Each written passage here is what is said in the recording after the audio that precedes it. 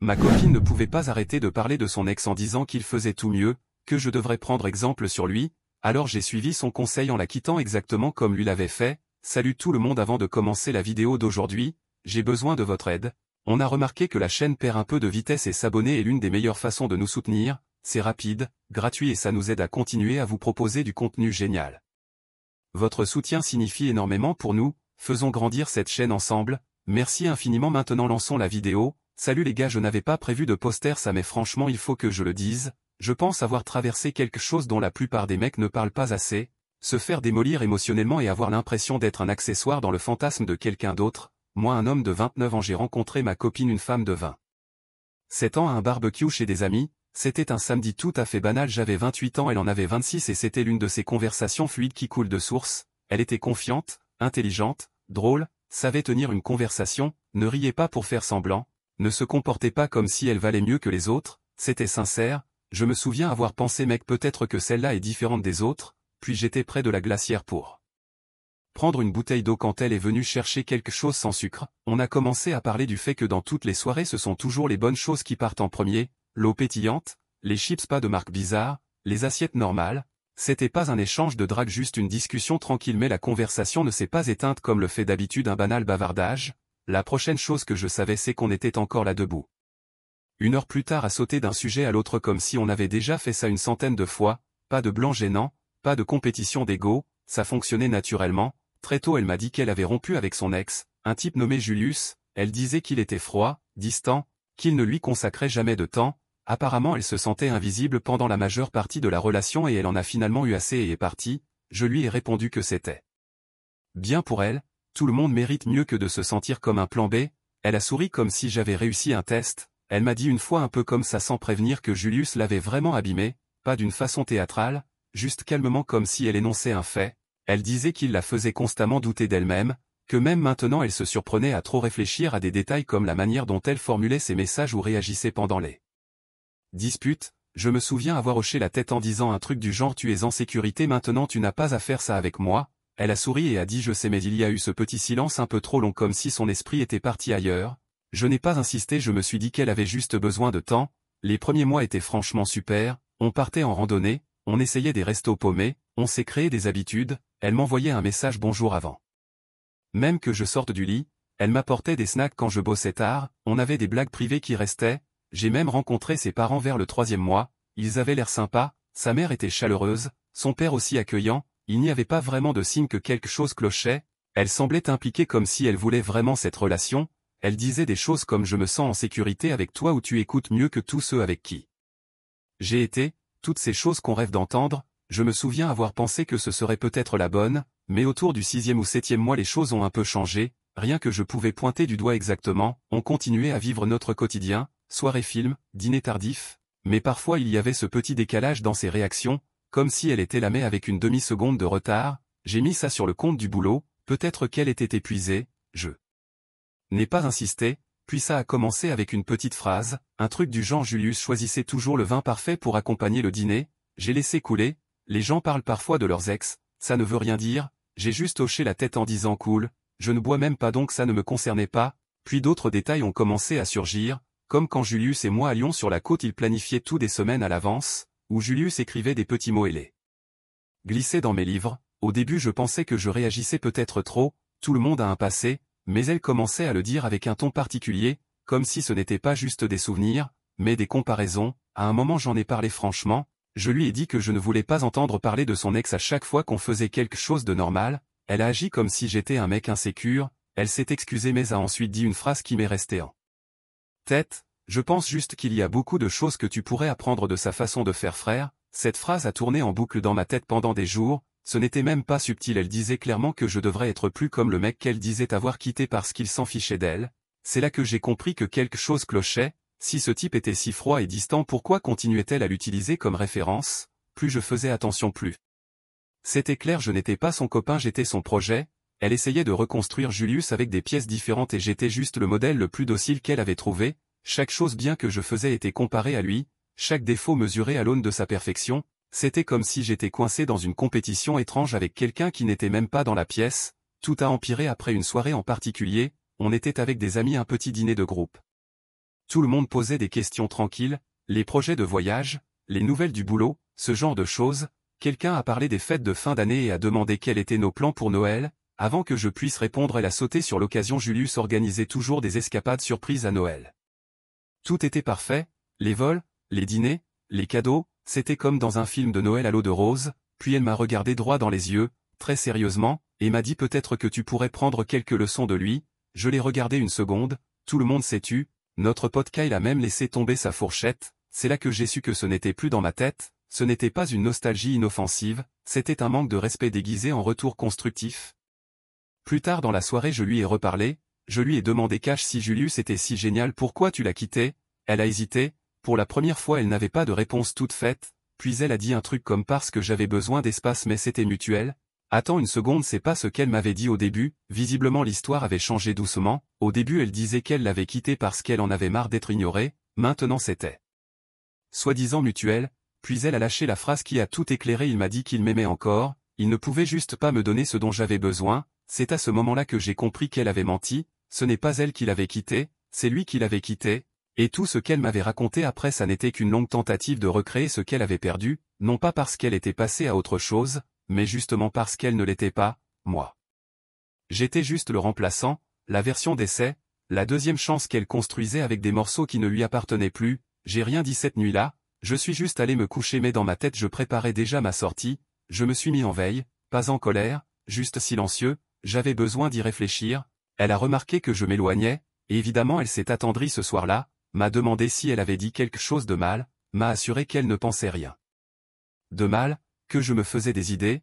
J'ai juste hoché la tête en disant que j'étais fatigué, je n'avais pas l'énergie de lui expliquer pourquoi être constamment comparé à un type dont elle prétendait être débarrassée me retournait le cerveau, mais une fois que tu le vois, tu ne peux plus faire semblant. Après ça j'ai commencé à repérer plein de choses que j'ignorais avant, comme quand on regardait un film ensemble et qu'elle disait au hasard Julius et moi on regardait ça tout le temps, sans que ce soit lié au moment, juste une remarque lâchée comme si elle avait sa place dans la conversation. J'essayais de ne pas réagir mais elle tournait toujours la tête pour scruter mon visage, comme si elle testait un truc. Ce n'était pas seulement ce qu'elle disait, c'était aussi comment elle le disait, son ton devenait rêveur, comme si son esprit partait ailleurs. Je n'étais pas vraiment dans la pièce quand elle parlait de lui, pas dans sa réalité en tout cas. Un soir j'ai cuisiné pour elle, rien de fou, du poulet parmesan, du pain à l'ail, une salade. Elle a dit merci, a souri, a mangé comme si c'était bon, puis pendant qu'on nettoyait elle a dit Julius faisait sa maison après l'avoir appris à Rome pendant un échange universitaire, il préparait sa propre sauce. Genre je suis censé répondre quoi à ça?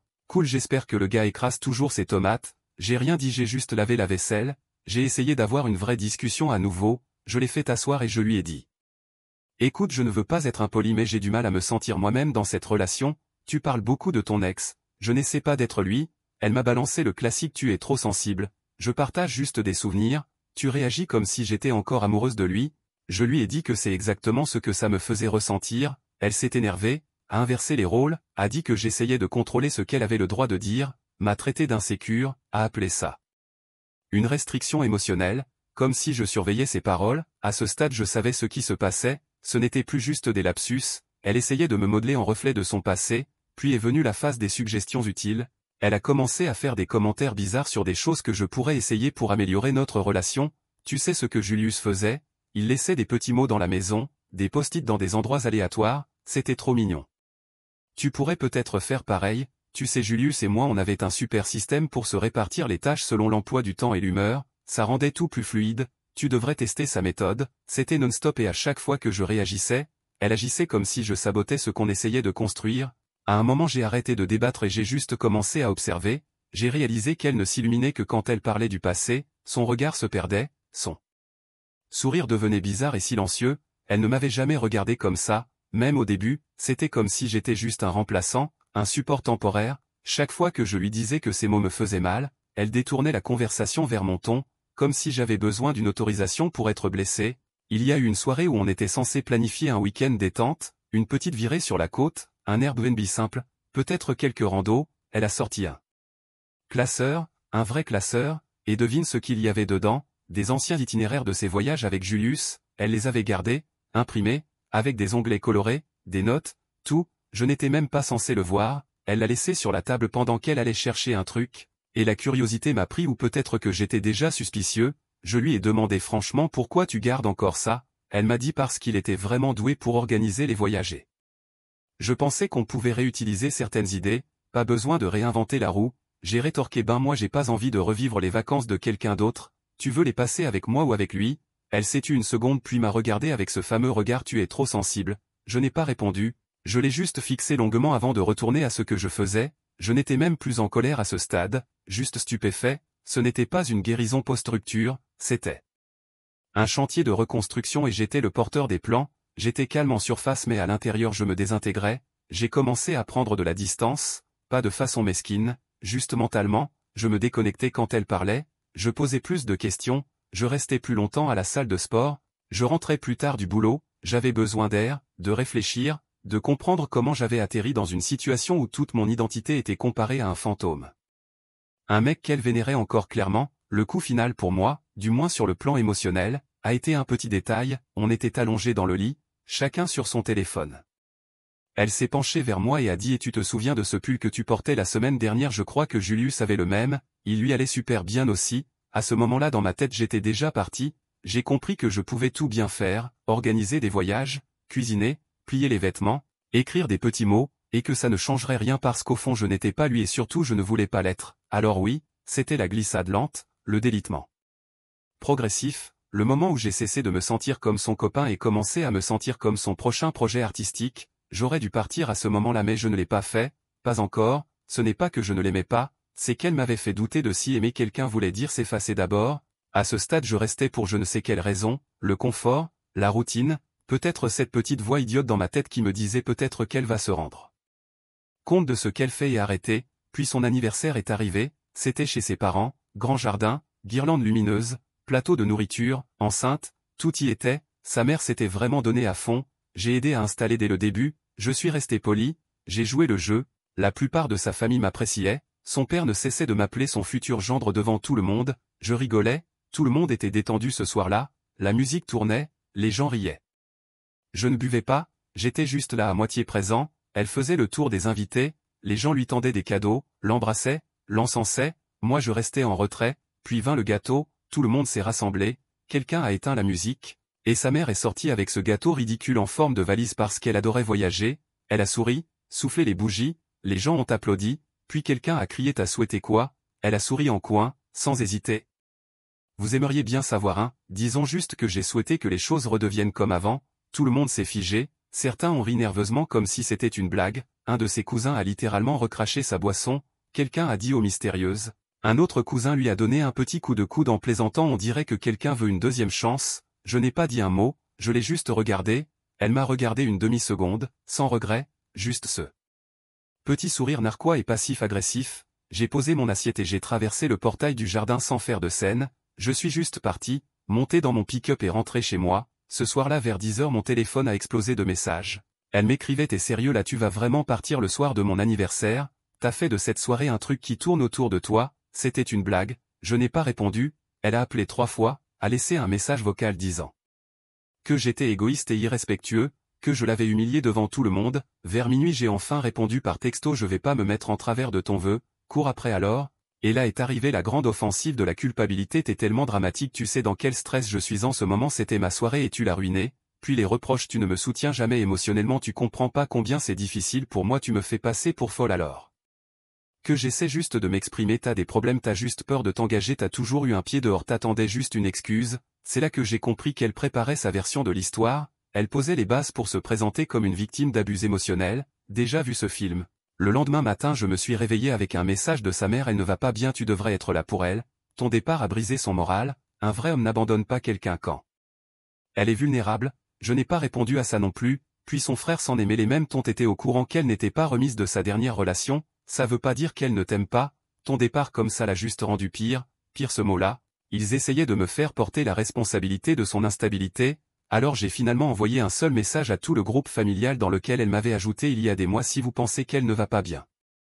Emmenez-la en thérapie je ne suis pas son centre de rééducation émotionnelle, je ne suis pas psy et encore moins un remplaçant pour le gars dont elle est encore obsédée, si l'un de vous pense que me faire culpabiliser pour rester va réparer ce que vous avez tous ignoré pendant des années vous êtes à côté de la plaque, j'ai quitté la conversation, bloqué les contacts, la moitié d'eux sont restés sur mon perron à fixer le vide, Tu sais ce qui m'a le plus fait mal, ce n'est pas les comparaisons, ni la pression, même pas l'humiliation publique, c'était de réaliser à quelle vitesse tout le monde était prêt à me faire porter la chute de quelqu'un d'autre comme si ce n'était pas moi qui avais fourni les efforts, fait preuve de patience, encaissé insulte après insulte pendant des mois. Comme si partir n'était pas juste une question de survie. Plus tard dans la semaine j'ai commencé le no contact, j'ai supprimé son numéro, enlevé toutes les photos de nous, arrêté de suivre les contacts en commun, j'ai discrètement commencé à me retirer des cercles sociaux qui croisaient encore les siens. C'est à ce moment-là que les choses ont commencé à devenir étranges, quelques amis en commun ont commencé à se comporter de manière distante, l'un d'eux m'a envoyé un message sorti de nulle part et mec je prends pas parti ni rien mais qu'est-ce qui s'est vraiment passé, elle raconte des trucs, je n'ai même pas demandé quel truc, je savais déjà qu'elle était en train de retourner la situation, de se faire passer pour la victime blessée, la pauvre fille abandonnée par le mec qui ne pouvait pas supporter son honnêteté, probablement en pleurs au téléphone, déformant les détails, plantant des graines, je n'ai pas paniqué, j'ai tout documenté, capture d'écran, message, même le message vocal, au cas où, j'allais pas être un mec de plus enterré sous le fantasme de quelqu'un d'autre. À la place je me suis recentré sur le boulot, j'ai nettoyé mon appartement de fond en comble, changé mon fond d'écran, supprimé nos playlists partagées, effacé tout ce qui était lié à elle, sauf ce que je gardais pour des raisons légales. Sa famille avait déjà montré clairement qu'il la défendrait quoi qu'il arrive et je n'allais pas me faire prendre de court si les choses s'envenimaient, puis une nuit, peut-être 2 semaines après la fête, j'ai reçu une demande de message sur Instagram, je l'ai regardée une seconde sans la reconnaître immédiatement, puis ça m'a frappé Julius, j'ai ouvert le message et je sais que c'est super bizarre, tu me connais pas mais je pense qu'on a fréquenté la même personne, je voulais te parler si t'es ouvert à ça, j'ai attendu un peu avant de répondre, j'ai pensé que c'était peut-être un piège mais quelque chose me disait que non, j'ai pris une capture d'écran du message juste au cas où, puis j'ai répondu, on a déplacé la conversation vers un appel, je n'oublierai jamais le calme dans sa voix, pas d'émotion, juste de la lassitude, comme un gars qui a traversé une guerre et que plus rien ne surprend, il a commencé par je te contacte pas pour faire des histoires, juste que si tu traverses ce que j'ai traversé, tu mérites d'être prévenu, puis il m'a raconté sa version, apparemment juste après la débâcle de son anniversaire, elle l'a recontacté, lui a dit qu'il lui manquait, qu'elle avait tout gâché, qu'elle était sortie avec moi seulement parce qu'elle pensait que ça l'aiderait à l'oublier, mais qu'en fin de compte elle avait essayé de recréer ce qu'ils avaient eu, elle lui a dit mot pour mot qu'elle pensait pouvoir construire une meilleure version de lui en utilisant quelqu'un de plus stable, ce quelqu'un c'était moi, plus stable, il n'a pas mordu, il a dit qu'il avait déjà tout entendu, que ce n'était pas la première fois qu'elle essayait de revenir, mais ce qui l'a poussé à me contacter, c'est le moment où elle a admis qu'elle me comparait constamment à lui et que ce n'était pas juste pour le nouveau mec mais qu'il comprendrait s'il l'aimait, c'est là qu'il a dit écoute mec je suis pas là pour la démolir mais je dois te dire qu'elle ne s'arrête jamais, il a expliqué que quand il avait mis fin à leur relation, elle l'avait suivi pendant des mois, pas de manière flagrante mais dans les détails, se montrer dans son café habituel, tomber sur lui par hasard à la salle de sport, envoyer des textos à sa sœur, écrire en privé à ses collègues, en affirmant qu'il l'avait ghosté après lui avoir promis d'emménager ensemble, elle postait aussi des trucs critiques en ligne à propos de manipulation émotionnelle et quand les gens commençaient à poser des questions, elle les laissait supposer des choses, au bout d'un moment il a dit qu'elle avait commencé à raconter que je m'étais servi d'elle, que j'avais juste couché avec elle puis jeté, que je l'avais brisée émotionnellement, il s'est arrêté une seconde puis a ajouté j'ai failli perdre mon boulot à cause des rumeurs, j'ai dû aller voir les ressources humaines avec tout un dossier de capture d'écran pour prouver que j'étais pas un manipulateur, à la fin de son récit j'en avais des frissons, parce que tout ce qu'il disait correspondait exactement à ce que j'avais vécu, les comparaisons aléatoires, la pression pour ressembler à un autre gars, les manipulations affectives, le passage brutal de la douceur au rôle de victime, la façon dont sa famille validait tout ça. Je l'ai remercié de m'avoir contacté et je lui ai dit que j'avais déjà commencé à documenter les choses, que j'avais des textos, des messages vocaux, même son vœu d'anniversaire retranscrit dans un fichier au cas où les faits seraient déformés. C'est là qu'il m'a dit ne te contente pas de reculer et de disparaître, si elle sent qu'elle perd le contrôle, elle monte d'un cran, garde des preuves, documente tout, si jamais tu remarques quelque chose de bizarre au travail ou dans ton quartier, ne l'ignore pas, je l'ai pris au sérieux, j'ai commencé à vérifier 2 fois la porte de mon appartement, installer une caméra de mouvement près de la fenêtre du couloir, j'ai commencé à me garer à un endroit différent tous les quelques jours, changer certains mots de passe et ouais j'ai pris une mesure supplémentaire, j'ai pris rendez-vous avec un conseiller juridique par le biais de mon boulot juste pour comprendre mes options, j'étais pas parano, j'étais préparé, ce week-end-là j'ai reçu un colis devant ma porte, sans nom d'expéditeur, sans message, juste une petite boîte emballée dans du vieux papier de soie, à l'intérieur il y avait un sweat que j'avais laissé chez elle et quelques objets personnels aléatoires, au-dessus il y avait un post-it qui disait je me suis dit qu'il était temps de te rendre ça, Peut-être qu'il n'est pas trop tard pour arranger les choses, tu n'es pas comme lui, tu es mieux, elle avait souligné le mot mieux 2 fois. Le lendemain, un de nos amis communs a posté une story Instagram d'elle dans un café en train de rire avec la légende essayer de recoller les morceaux seuls les vrais savent. Je n'ai pas mordu à l'hameçon, j'ai fait une capture d'écran et rangé ça dans mes dossiers. Elle était déjà en train de réécrire l'histoire, je n'avais pas peur, mais j'étais en alerte parce que j'ai compris grâce à cet appel de Julius que je n'étais pas le premier gars qu'elle essayait de casser, j'étais juste le suivant. Elle a essayé de briser 2 hommes et de les monter l'un contre l'autre. À la place, on s'est serré la main à travers les ruines. Je savais exactement à quoi j'avais affaire, ce n'était plus juste une rupture. C'était un schéma, un cycle bien rodé qu'elle répétait avec chaque homme qu'elle ne pouvait pas entièrement contrôler, et j'en avais fini de jouer mon rôle dans sa mise en scène. Alors j'ai commencé à resserrer tous les aspects de ma vie. Premier pas, la voie légale. J'ai pris rendez-vous avec un avocat spécialisé en diffamation et je suis entré avec un véritable classeur rempli de captures d'écran, d'historiques de messages, de transcriptions de messages vocaux, et des photos de son anniversaire où elle avait fait ce commentaire ambigu. J'ai expliqué la chronologie, la manipulation, la campagne insidieuse de dénigrement qu'elle commençait déjà à mettre en place. Mon avocat m'a dit, tu fais ce qu'il faut en anticipant. Il m'a aidé à préparer un projet de mise en demeure, pas pour l'envoyer tout de suite, mais pour l'avoir prêt au cas où ses publications ou les propos de sa famille deviendraient trop bruyants. On a aussi mis en place des outils de veille en ligne, au cas où des accusations apparaîtraient. Ensuite, j'ai contacté les ressources humaines au travail. J'ai gardé ça simple, je leur ai dit que je venais de me séparer de quelqu'un qui pourrait commencer à faire circuler des fausses informations, et que je voulais juste les prévenir à l'avance. Ils ont noté l'information, et je leur ai remis une copie du projet de lettre rédigé par mon avocat. Ils ne m'ont pas demandé plus de détails, ils ont juste dit « Merci pour votre transparence ». Chez moi, j'ai installé une caméra connectée au niveau de la porte d'entrée. Pas parce que je pensais qu'elle allait forcer l'entrée, mais parce qu'elle avait cette habitude de simplement se pointer. Une fois, pendant notre relation, je l'avais trouvée debout dehors à attendre parce que je ne répondais pas assez vite à ses messages. Je trouvais ça mignon à l'époque. Je ne trouvais plus ça mignon maintenant. Je savais mieux. Une semaine passa, puis 2. Silence radio. Aucun message, aucune coïncidence étrange, aucun courrier inattendu.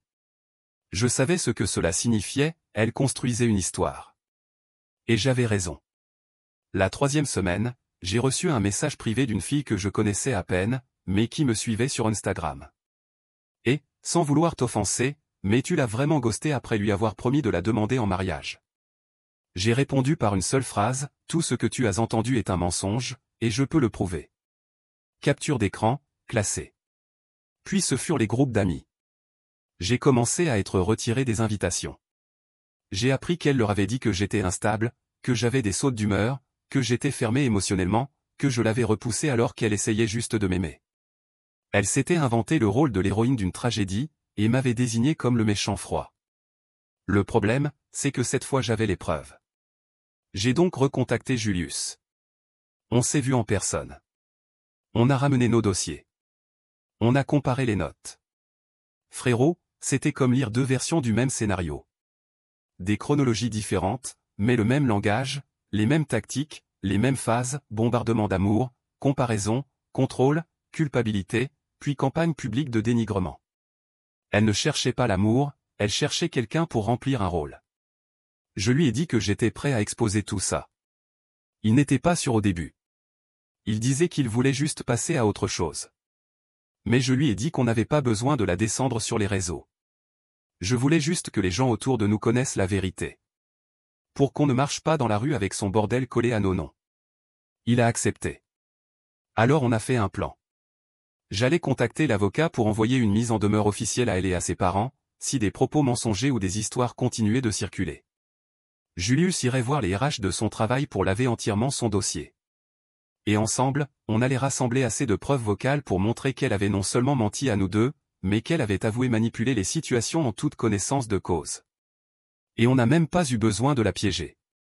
C'est elle qui m'a recontacté la première, complètement sortie de nulle part, par message vocal. Et, je sais que ça a été compliqué, mais je veux juste parler, juste expliquer. Je n'ai pas répondu. Puis un jour plus tard, un autre message, tu es ce qui s'est le plus rapproché du vrai pour moi, j'ai juste pas su gérer, j'ai tout gâché en essayant de recréer ce que j'avais perdu. Elle se désintégrait, et elle ne s'en rendait même pas compte. Elle documentait tout pour moi. J'ai tout envoyé à mon avocat. Et cette fois, on n'a pas attendu. Les lettres de mise en demeure sont parties, une pour elle, une pour ses parents, une pour un ami commun qui faisait circuler sa version. Et d'un coup, le ton a changé. Son père a répondu, a d'abord joué la carte du parent inquiet, on est juste inquiet pour la santé de notre fille, on n'a jamais voulu t'attaquer. Mon avocat a répondu pour moi, alors aidez votre fille, ne la couvrez pas, et ne tentez pas de ruiner la vie de quelqu'un d'autre parce que vous avez échoué à lui offrir le soutien dont elle avait besoin. Ensuite, elle m'a recontacté, cette fois dans la panique totale, tu crois que tu vas m'effrayer avec tes avocats? Tu crois que les gens vont te croire toi plutôt que moi? J'ai tout enregistré, tout envoyé à mon avocat, envoyé une copie au RH.